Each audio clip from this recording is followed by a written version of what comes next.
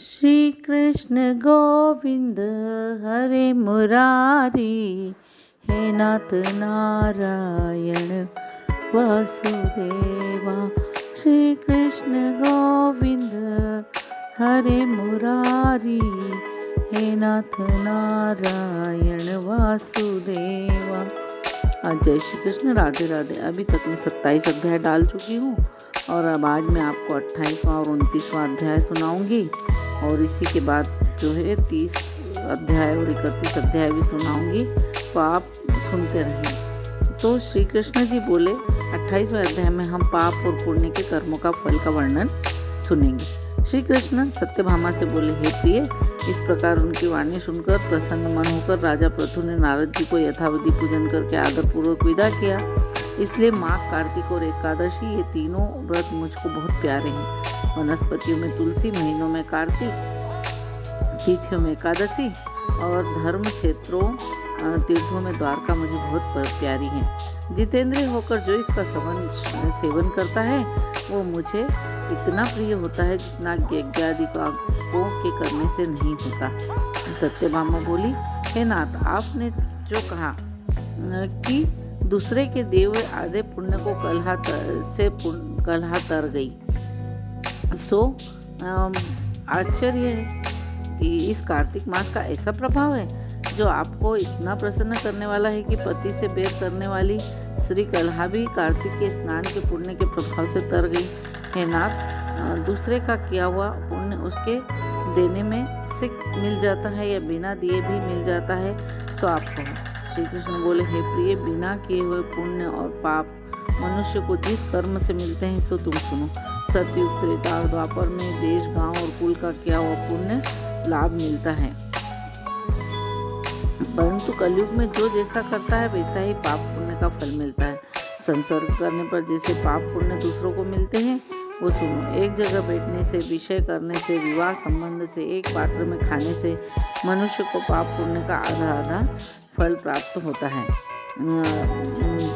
विवाह संबंध और एक पात्र में खाने से आधा आधा फल मिलता है। पढ़ाने से, यज्ञ कराने से, एक पंक्ति में बैठकर भोजन करने से मनुष्य परोक्ष में पाप और पुण्य के चौथाई फल को प्राप्त करता है। सेवा करने, सुनने और देखने और दूर की बातों का ध्यान से मनुष्य अगर सोवे पाप पुण्य के भाग को पाते हैं। दूसरों की निंदा, चुगली और धिक्कार देने से मनुष्य उसके पापों को ग्रहण कर अपना पुण्य देता है। स्त्री, नौकर और शिष्य, इनको छोड़कर जो मनुष्य पाप पुण्य करता हुआ सेवा करता है और उसे सेवा के अनुसार ही धन न दिया जाए तो वह धन उसे पुण्य के रूप में प्राप्त होता है।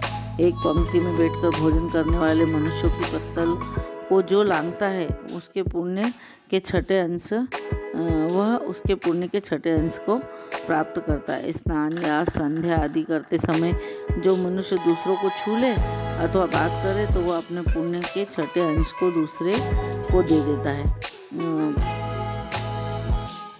धर्मार्थ, जो पुरुष दूसरों के धन को लेता है तो उसका कर्म फल धन देने वाले को ही मिलता है। पराया द्रव्य लेकर पुण्य करने वाला पापी है और जो धनी है उसी को पुण्य का फल मिलता है। जो मनुष्य दूसरे के ऋण को चुकाए बिना मर जाता है वह धनी अपने धन के अनुसार उसके पुण्य फल को ले लेता है। तब वहाँ अधनी अपने धन के अनुसार उसके पुण्य फल को ले लेता है। जो आदमी शिक्षा देता है, सलाह देता है तथा कार्य को सामग्री देता है और प्रेरणा करता है वह भी उसके छठे अंश को प्राप्त करता है। जैसे प्रजा के पाप पुण्य के छठे अंश को राजा हरता है, उसी तरह गुरु का शिष्य का गुरु, स्त्री का पति पुत्र का पिता हरता है। पति के अनुकूल रहने और उसके मन को प्रसन्न करने वाली स्त्री पति के पुण्य का आधा भाग ले लेती है। जो पुण्यात्मा पुरुष दूसरे के हाथ से दान करता है वह तो करने वाला भी नौकर और पुत्र को छोड़कर छठे अंश को प्राप्त होता है। जीविका देने वाला भी खाने वाले के पुण्य के छठे अंश को पाता है। यदि बदले में वह उससे सेवा ले लेता है तो कुछ नहीं पाता और सेवा न करावे तो ऐसे बिना ऐसे बिना दिए इकट्ठे पुण्य भी मनुष्य को मिलते हैं। इस प्रकार कलयुग में भी मनुष्य को अपने किए पुण्य पाप का फल भोगना पड़ता है, परंतु कलयुग में ये नियम नहीं है।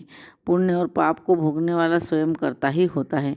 इस विषय में एक प्राचीन इतिहास बड़ा पवित्र बुद्धि को देने वाला है, उसे सुनो।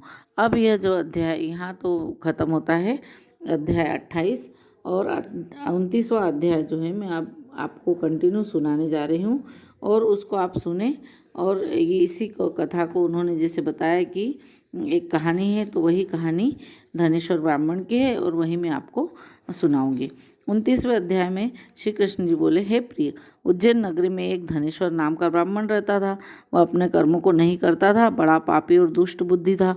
वह ब्राह्मण रस, कंबल, चमड़े का व्यापार करता था, झूठ बोलता, चोरी, वेश्यागमन और सुरापान किया करता था।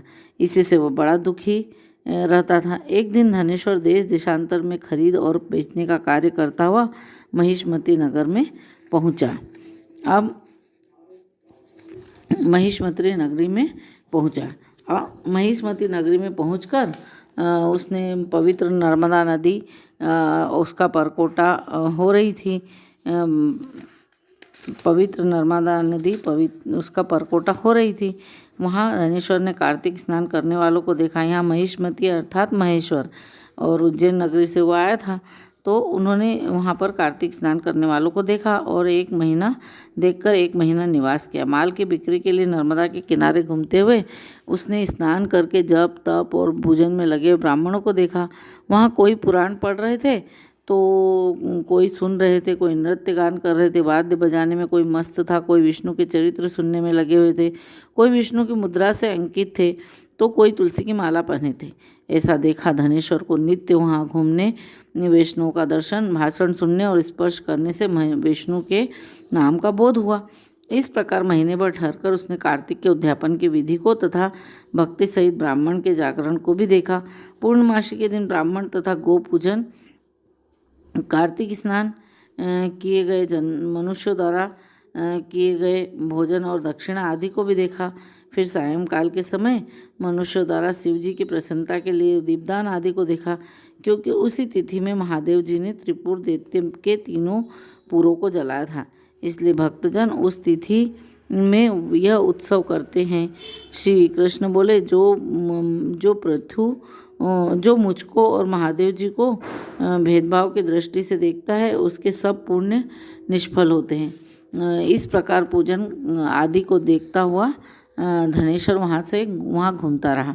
तभी एक काले सर्प ने काट लिया और मूर्छित होकर वो गिर पड़ा। भक्तजन उसको गिरा हुआ देखकर चारों ओर इकट्ठा हो गए। तुलसी मिला जल उसके मुख में डाला और यम के दूत उस मरे हुए को बांधकर यमराज की ये संयमनी पुरी में ले गए। चित्रगुप्त उसके किए हुए सब कर्मों को देखकर बोले, हे यमराज, इसने अपने जीवन में कोई सुकृत नहीं किया, अर्थात कोई अच्छा कार्य नहीं किया। इसके दुष्कर्म 1 वर्ष में भी नहीं कहे जा सकते। मतलब इतना पापी था कि उसने 1 वर्ष भी अगर उसके दुष्कर्मों को कहा जाए तो भी वो कहे नहीं जा सकते थे। ये दुष्ट पाप मूर्ति है, इसलिए कल्प तक नरक में निवास करे। श्री कृष्ण बोले, हे सत्यभामे। तब यमराज काल और अग्नि के समान स्वरूप दिखाता हुआ अपने दूतों से क्रोधित होकर बोला, हे प्रेतपतियों, इसको कुंभी पाक नरक में डाल दो, यह पाप स्वरूप है। ऐसे धनेश्वर को प्रेतपति ने गर्म तेल की कढ़ाई में डाल दिया। उसके डालने से अग्नि शीतल हो गई, जैसे प्रहलाद को डालने से अग्नि शीतल हो गई थी। प्रेतपति ने यह वृतांत यमराज से जाकर कहा।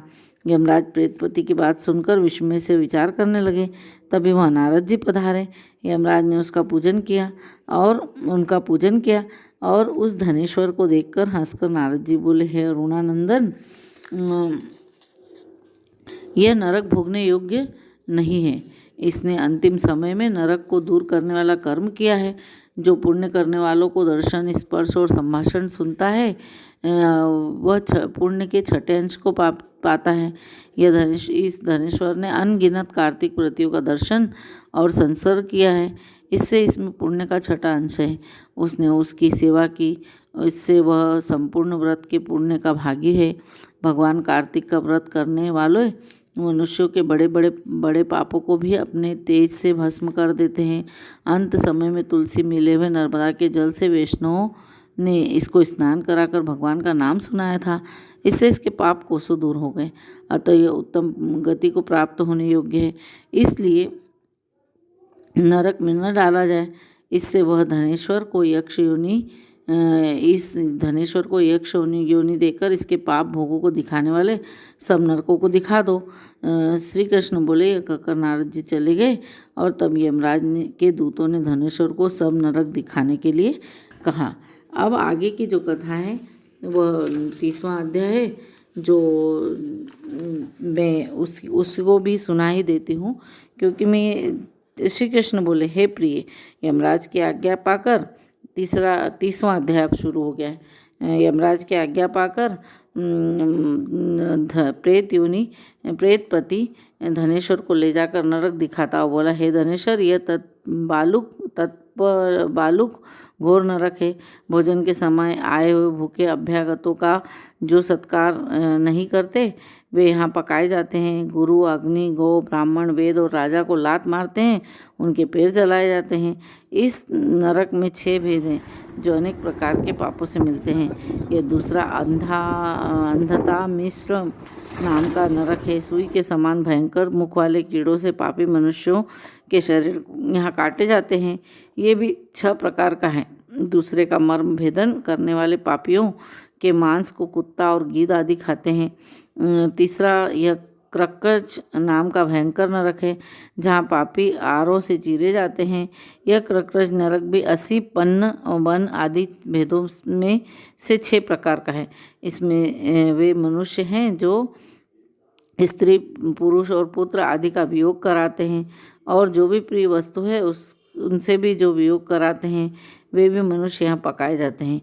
ये अर्गला सांख्य नाम का चौथा नरक है। यहाँ पापी तलवार से काटे जाते हैं और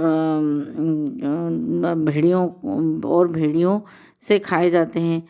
इसके भी 6 भेद हैं। 5वां कूट शालमली नामक नरक है। इसमें अंगारे के समान सेमल के कांटे हैं। जो पराई स्त्री से रति, दूसरे से बैर करता है, परनिंदक और दूसरों के द्रव्य को हरण करते हैं, वे मनुष्य 6 प्रकार के कष्टों में से पकाए जाते हैं। वे गलवण नामक छठा नरक है। इसमें पापी नीचे मुंह करके लटकाए जाते हैं। जो अभक्ष्य वस्तुओं को खाते हैं और जो दूसरों की निंदा और चुगली करते हैं वे हमारे पीटे जाते हैं। यह भी 6 प्रकार का है। यह भयंकर कुंभीपाक नाम का 7वां नरक है। धनेश्वर, यह भी तेल आदि द्रव्यों से युक्त 6 तरह का है। इसे देखो। इसमें महापातकी मनुष्यों को यम के दूत गर्म उठते तेल से पीड़ित करते हैं। कई हजार वर्षों तक पापी इसमें यम यातना को भोगते हैं। अब ये 42 प्रकार के रोरो नाम के नरकों को देखो। कामना रहित जो पाप किया है वह सूखा है, और जो कामना से किया है वह गीला है। गीले और सूखे 2 भेदों के पापों के होते हैं। 84 तरह के कुल नरक हैं। अप्रकीर्ण, पांगतेय, मलिनीकरण, जाति, भ्रशंकर, उत्पातक, अतिपाप, महापाप, ये सब प्रकार के महापाप हैं। इस प्रकार के पापों से प्राणी 7 नरकों में डाले जाते हैं। किंतु तुम्हारा जो कार्तिक व्रत करने वाले पुरुषों से संसर्ग हुआ है, उसके पुण्य के प्रभाव से तुम्हारे सब नरक दूर हो गए। श्री कृष्ण बोले। तब प्रेतपति उस धनेश्वर को यक्ष लोक में ले जाया गया और वहाँ वह यक्षों का स्वामी हो गया। वही धनेश्वर धनयक्ष के नाम से कुबेर का प्रसिद्ध अनुचर रहा, जिसके नाम से विश्वामित्र ने अयोध्या में एक तीर्थ बनवा दिया था। ऐसे प्रभाव वाला है यह कार्तिक का व्रत। भुक्ति और मुक्ति दोनों ही देने वाला है। तो यही थी अध्याय 30 की कथा। और 31 अध्याय और 32वें अध्याय की कथा मैं कल बताऊंगी। निश्चित ही आप सुनेंगे, आपको आनंद आएगा। इसको शेयर ज़रूर करें, क्योंकि शेयर करने से ही हमें बहुत सारी बातों का ज्ञान मिलता है। पद्मा सोलंकी भजन एंड कहानियाँ को लाइक, शेयर और सब्सक्राइब करें। धन्यवाद।